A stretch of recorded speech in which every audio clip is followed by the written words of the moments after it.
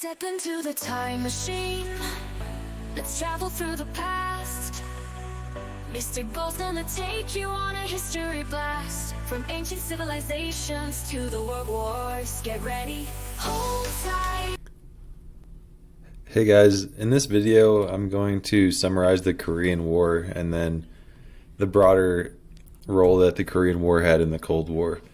So last video we talked about the Cold War and how it began with the US and Russia and Berlin airlift and that kind of thing. So after World War II, Japan had to give up its control of the Korean Peninsula, and they gave it half to the United States to administer and half to Russia to administer. And with that happening, two different ideologies developed. The south of Korea began to become more capitalist and the north became communist. And that's going to lead to tensions and some battles. So the North Korea was supported by the Soviets and the Chinese, and eventually they pushed their control all the way to the southeast corner of South Korea, known as Busan. And Busan was the last part that was non-communist. Eventually, the United States and the UN are going to back the South Koreans heavily and push North Korea back to its original borders of the 38th parallel. So the UN, the United States are helping South Korea, Russia, the USSR, and China are helping North Korea. And eventually there's going to be a stalemate in chess. That's where you can't move any of your pieces to win the game. In this war, it's just at that line of the 38th parallel.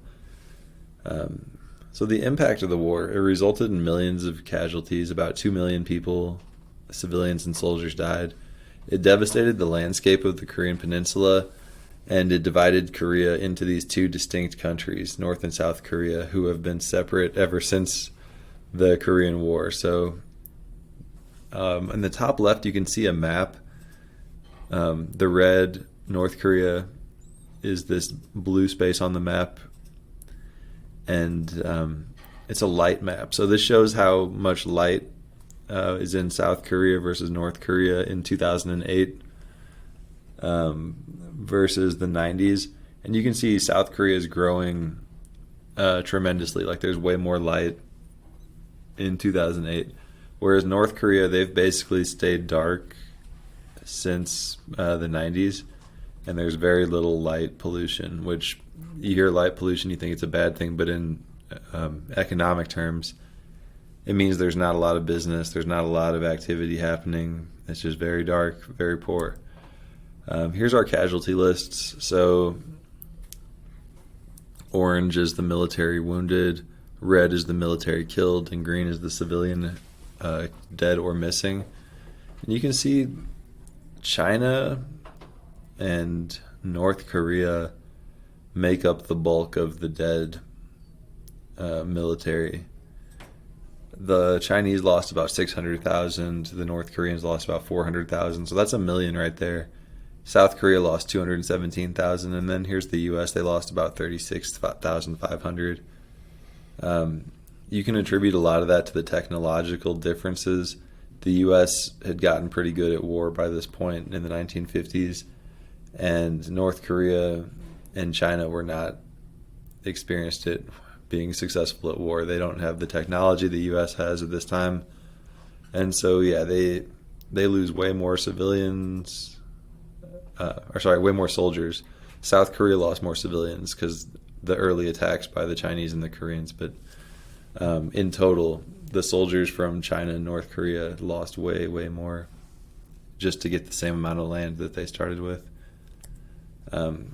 This is an interesting graphic here. This is an infographic of the top 25 South Korean companies. And you can see, and this relates to the Cold War because of the ideology of capitalism versus communism. So you've got Samsung here, $375 billion in market cap. You have SK, 72 billion. Down here you got Kia, 34 billion, Hyundai, 45 billion, LG Energy Solutions, 68 billion, Samsung Biologics, 44 billion. So Samsung, if these two are combined, they're over 400 billion. LG Chemicals, 26 billion. So the point of this is, POSCO, the steel company down here, 26 billion. The point of this is you can see South Korea's got a very functioning and successful economy after the Cold War. Now let's look at North Korea's statistics. Their whole GDP, gross domestic product, what their whole country generates per year is only 24 billion.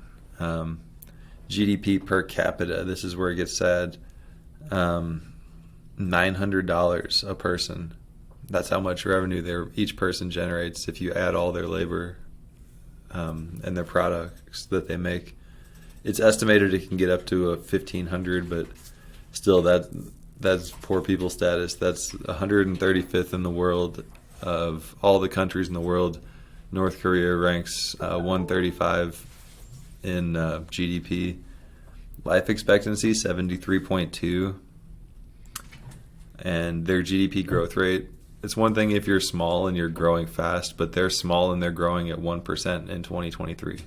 So that's North Korea, terrible economy. And then GDP per capita, South Korea, they're at about 32,400 US dollars per capita. So they're making 32 times what the average North Korean. The average South Korean is making 32 times more in products than the North Koreans. GDP growth rate 2.6%, so they're growing much faster at 2.6 times the speed that North Korea is growing. And then the gross national income, well, let's look at GDP first. GDP 1.6 trillion, so 24 billion versus 1.6 trillion. That's pretty crazy to think of that gap in 2022 dollars.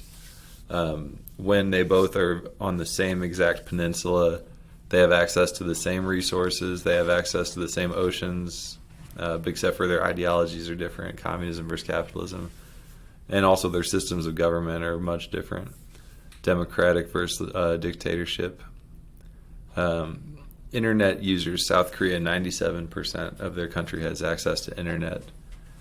And I didn't put it on here, but the life expectancy in South Korea is like 82 years, I think, compared to North Korea's, which was 73. So that's the legacy of the Korean War. The biggest legacy is that South Korea has a functioning, successful economy, one of the role models for the world. North Korea, their people barely produce anything of economic value and a lower life expectancy. So